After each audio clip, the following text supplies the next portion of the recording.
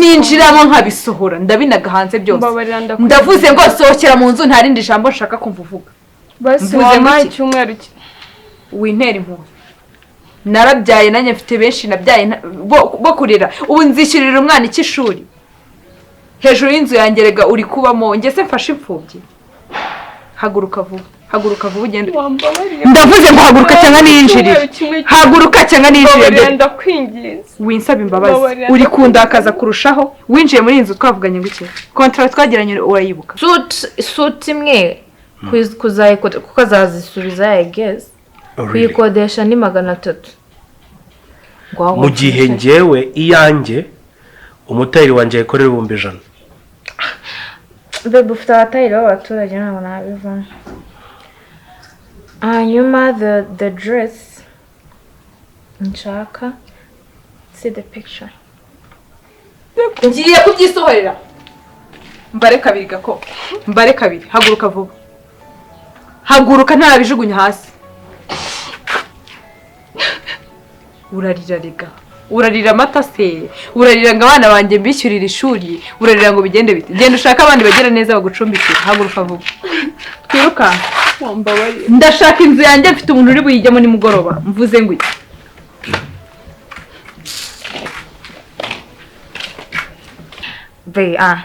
wingira umurokore it's my day muri mariage yanjye azaba umunsi wanjye ngomba gusa neza ibintu bihenze ku buryo everyone will be like bashesheke jarizi bici nibigenda gutyo uko bishaka rero you want to go to the Bahamas for honeymoon ubwo tuzahinira hano hirya za bam honeymoon wihoreye none se nta cyahindura honeymoon yacu abeg none se ubwo niba already umaze uri gushaka kongera $8,000,000 kuri baby you have money ufite amafaranga what do you want yes I have money now ese uteganya kuba bazayakwiba no nteganya ko ejo tuzabyara abana benshi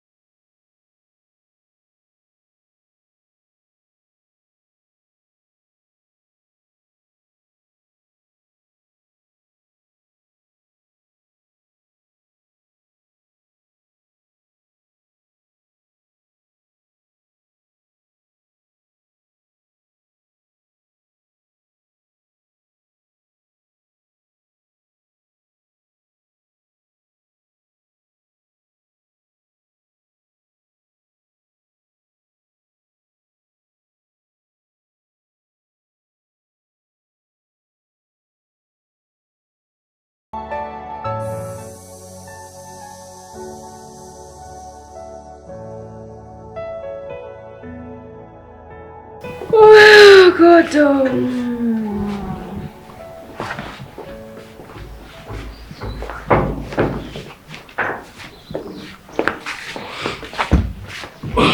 Hey baby. Chill. Hi. Baby, I'm sorry nagiye nihuta kare. Nafite amakano kakajinya. Sorry for the temper. No. I was just surprised n'ukuntu. My love, ugomba kujya muri Guinness Book of Records. Really? Ntabwo nari nzi ko hari umuntu ushobora guspendinga 2M mu masaha 3. Ntabwo naspendinze amasaha 3 nahereje. It's okay. Uzaniye umukozi? Yeah, I was going to ask. Who is this person? So, excuse you, ati, uzaniye umukozi? Yeah, ntabwo muzi. Gusa duhuriye mu nzira. Barigeze unzanira abakozi. Is that your responsibility cyangwa? No, twahuriye mu nzira, actually habuze gato mu mugonge. She has problems of her own. I can tell. Nyamukobwa witwa gute? Twasheye. Twasheye na. Witwa Enyi. Stop that, come on. Yitwa Shane. Babe, hey, babe. Sinshaka kwica umuntu. Batananshinja umuntu. She looks like she's going to die tomorrow or today even. It's okay.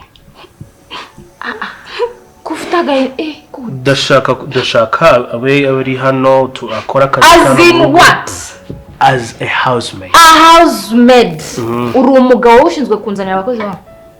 It's still my house. Do we lack anything here? It is still. Warira wivuga cyo mu mubare. Wowe nindo kuvugishije wo. Ya ntabwo nyina n'abanyagahinda. Nusubire kuvuga. Kandi. Oya second. Umugabo wanyanzaniye mistress mu nzu. Uyu umugore wawe wundi wa kabiri. No, you are like, hey, uza afite ibiki ku mubiri we? Wait. Usa nk'akarwaye sida kwanza. Human. Yes. Umva shira ibyo bibora aho ngaho mbwira. Yaguteye inda? Vuga neza. Please njye ntabwo ngiye ngira impuhwe nk'izo uwo mwahoye agira. Sinzi koko niba ari n'impuhwe. Baguteye inda? Uje gukora cyano? Banyirukana n'abaka. Hano wahabonye apartment? Oya. Turaziranye njye nawe? Wakuzanye we muraziranye? Oya. None. We umva. Take this trash out of my house, please. Vana umwanda mu nzu. Chilla. Tuza chika. My dear. What? Actually ntabwo nakugishaga inama na decidinze ngo aze akora imirimo hano mu rugo. At the end of the month namara guhembwa amafaranga yiwe azashaka ukundi kuntu yipanga. Final decision. That is my final decision. Is she your wife? No, my housemaid. My decision. You have to choose me or her. I go, she stays, I go. And that's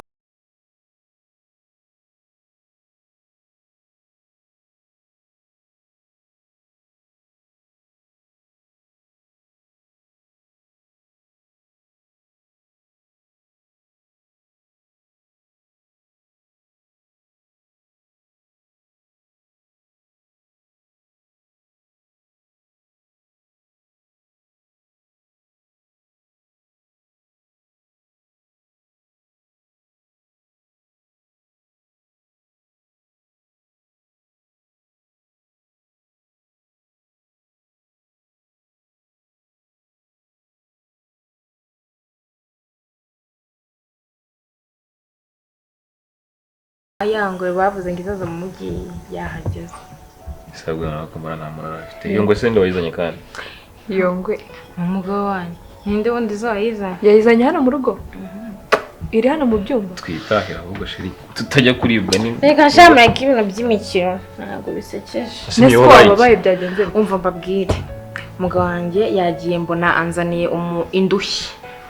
y'umugore y'umwari umugore ari umwana niba yaragwingiye indushyi se ayikuye mu kihe gihugu ngo yaje kugenda mu nzira ngahura n'umuntu ngaramuzana abo si babateka mitwe n'abarozi n'abicanyi batuzanira mu rugo waraza ni umuntu utumye umugabo wawe akamunyuzaho nyose yamuzanye cyangwa akagukura mu nzira akamusiga yamuzanye se bamubwira ngo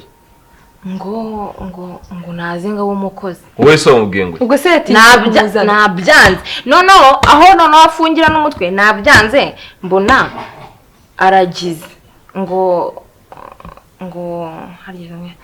yabyanze nyine ngo ntago ari umusubizeyo mu rugo rwawe hano anagakoraho ngiceceke Mia reka mubwize ukuri ndabona ngiye nagize ngo nakunda nabona Mia reka mubwire nudacana ku jisho ufite ibibazo abagabo nuko duteye umukobwa ubwo yizaniye umugore nyine wa kabiri yizaniye ibiro bya kabiri amaze kuguhaga atararwubaka amaze kuguhaga kamera kubera ko mbana nawe ntarakora mariage mbese nimubana nyine yaguhaze kubaka zo ukunda ushaka no kugira gute none atangiye kuzaniraho abandi none ibaza umunsi uzamubona mbega umukobwa wabo nteye agahinda namumenaho amazi ashyushye ibaza umunsi uzaba uri konsa my friend none azazana batatu Mia buri wese mu y'icyumba ugomba gukura ukamenya ubwenge kuko nukomeza kuzana ibyo bintu none se ngakorera iki karara ako gakuru gusaga kubiswa gasohora igipangu ubundi se kare wakazingo sheri nta nubwo nzi n'akazingo serious ngiye namukubita nkumureze wanzingo ntabwo yarara hano yamukobwa kirirwa wigora ujya kugakubita se genda ajya gukora ibifite nk'ibyo njya kuzana ibi yamukobwa mva nindushyi ndabibatuye ubu karanuka kaje gakunukira muzi ahubwo n'umwuka uracyarimo noneho ugasa nk'akarwaye sida kanutse karira kaguma karira tayari ngiye kukujyana kwa muganga w'umuti ibibazo ahubwo njye se nzagaruka nese ubwo bahuriye ubwo bahuriye ngo mu muhanda ubwo se wabyizeye rero umuganga yajyanye ngo ndi igicucu azi ngo uri igishwi ngo nahuye nawe mu muhanda ndamuzana ibyo siriyanjije ntabwo yumva sheri tumva bari gukina filime ubu bagiye kujya batekera ubu se umagira kuva hano narasaze ubu ugiye kuba uwo mu rugo wirirwa uziritse hano uri gucunga umugabo kugira ngo ucunge umugabo wawe umugabo ajya ku kazi mbona gasohotse ngakurikira ubwo se ubwo mariage aratekerezaho icyo umuntu ubwira ngo yirukane uyu muntu akabyanga umunsi muzaba mwarasezeranye uzongera kuvuga ubwo bazabana bari nyamara n'umugabo wanjye ari ikigoro ubundi se ubwo muzabana mutwe ntabwo yuzuye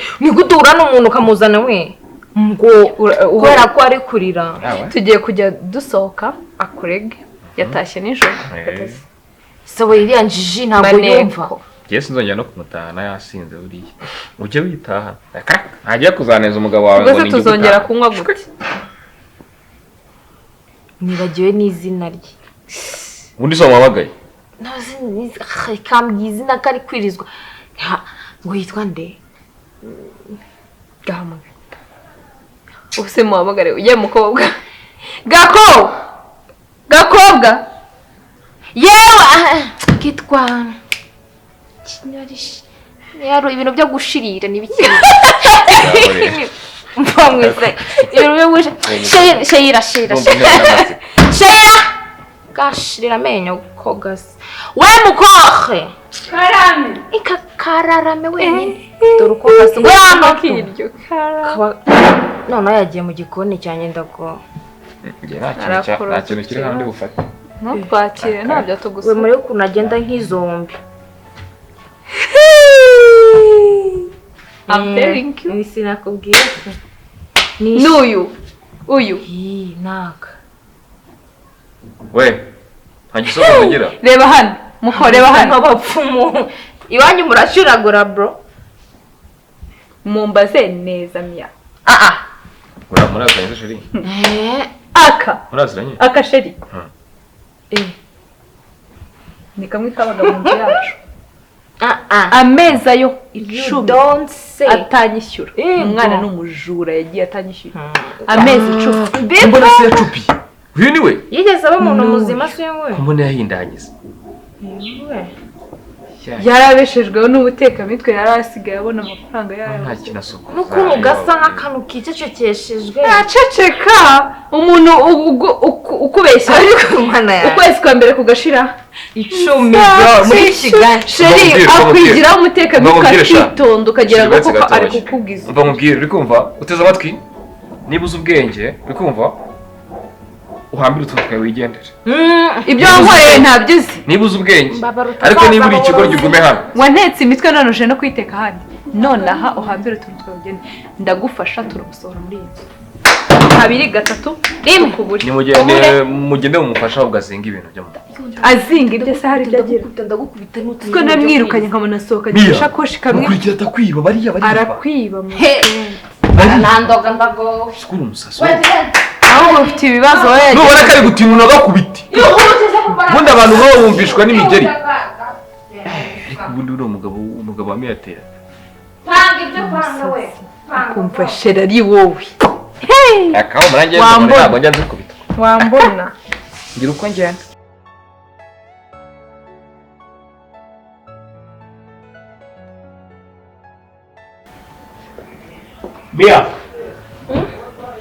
Mia well bigezeho umukozi asasira uburiri. What kind of woman are you? what do you mean? What do I mean? Yeah. Akazi kawe mu rugo no kwirwa wicaye you are drinking whatever you are drinking no kwimakiya and be beautiful. Ntayindi kingano ufite mu rugo? Of course. No excuse you. Harya umukozi wamuzanye ngakora iki? Wamuzanye ngakora ibintu byose hano. Byose. Akorope, asase, ateke everything. Right? Seriously? Yeah, hari ikindi ndamushakiye. Ku buryo nakusasira uburiri bwawe uryamaho. And what is wrong with it? No kuba utari kumva the absurdity of it. Nabyo ubwabyo ni ikibazo. Man, don't make it a big deal cause it's nothing. Okay. Okay, guhera uyu munsi. Oh, uri dramatic mu buzima bwose. Ground rules. Guhera uyu munsi. Sibyo? Niba udashoboye gukora icyumba cyacu turyamamo nje nawe. Ujye ubyihorera nzajya mbyikorera. Ngikora iki exactly? Kugisasa. Kugikoropa byo nize guteka bivuga. Clean. Ugikura inkweto zawe. God. Nta na rimwe umukozi yigize nkorera icyumba nibigiye gutangira none. Nta na rimwe nawe wigeze uzamura ijwi ryawe untuka mbere yuko uramugora nazi. Guhera uyu munsi ubifate mu mutwe. Niba udashoboye gukora isuku mu cyumba nge nawe turyamamo. Ugiye reka nzajya. Reka nkubaze nge naje kuba umunyaya muri uru. Last. Wambwiye ngo wanshatse kugira ngo niba warananshatse nyine. Ariko ushatangiye kunanira ntaranakurongora ubwo. Nyuma ejo nimara kuba wari kubivuga mbere ngo nkuzanye ngo mbere akayaya aho kugira ngo ubishe inyuma y'urukundo. Mia. No. Last time. Ubaye twubahana. Ufite ibikubabaje. Umukozi ntazo ni ukuri kw'Imana ufite ikintu uri guholdinga mu mutima ntago ari uko umuntu yasasha ibyo bikubabaje. No. Gomba kwiyubaha nk'umunyarwandakazi. Yego umunyarwandakazi. Sinzongera kuba umukozi mu cyumba cyanjye. Yego wa munyarwanda we. Final. Yes. Sheila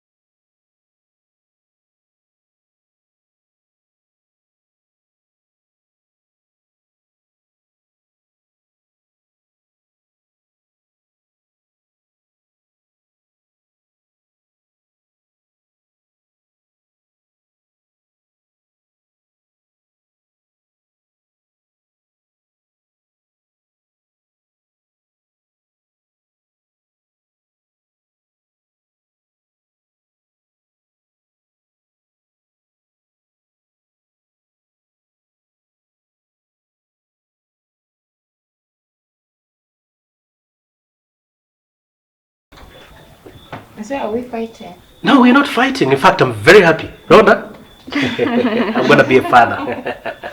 Yeah. Anyways, nkuko navuze naje n'amahoro. I came to apologize. Yeah.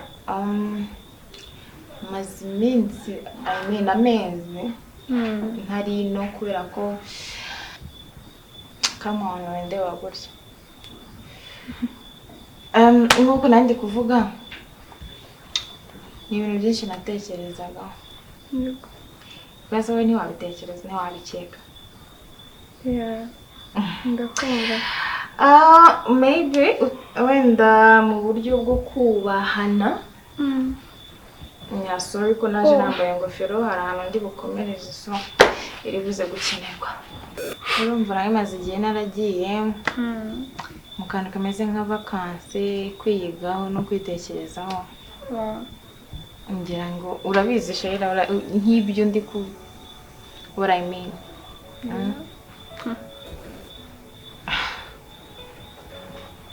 Well, kugenda abona hano hari umuntu uri kundeba nabi.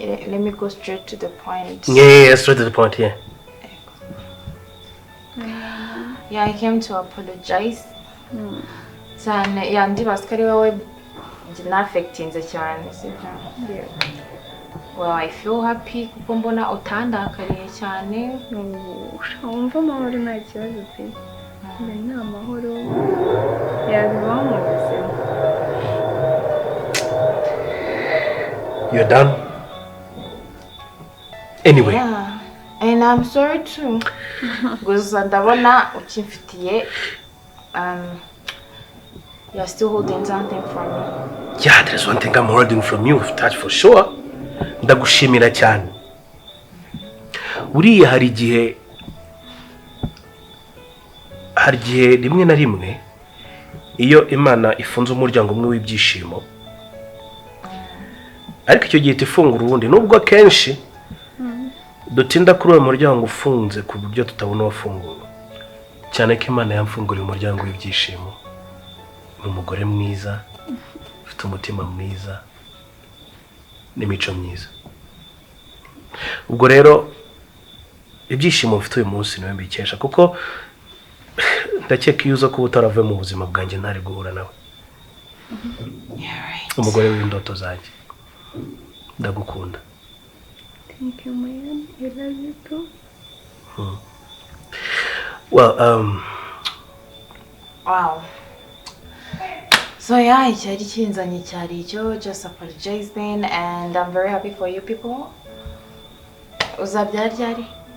yeah, ni nko mu cyumweru nka 3 cyangwa ukwezi kuri imbere. In fact, I'll call you muri gahunda yo guterura umwana. I'll call you. Bikari ugoza. Mu cyumweru 3 ntabwo nzaba ndi but yeah. Congratulations like before time. So mukomeze muryoherwe n'urugo. Yego. Hanyuma muzabyare.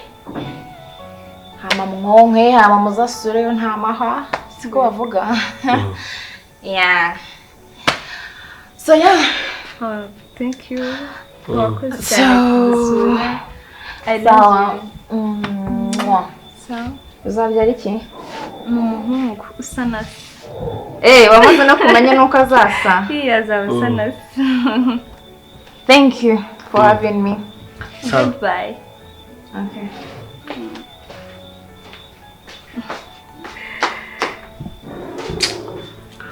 Kari kuna pesa.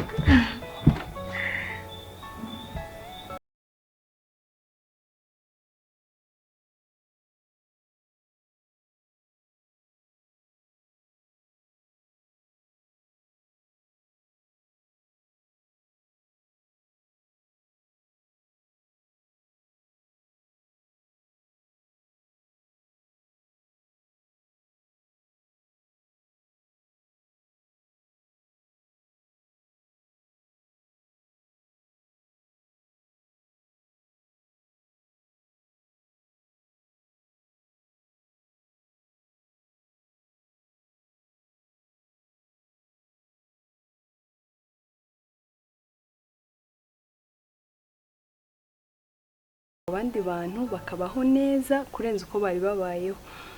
Sawa, mukomeze kugubwa neza, mukoreshe ya comment, like kugira ngo mushishikare gukomeza kureba film zacu. Bye bye, I love you so much.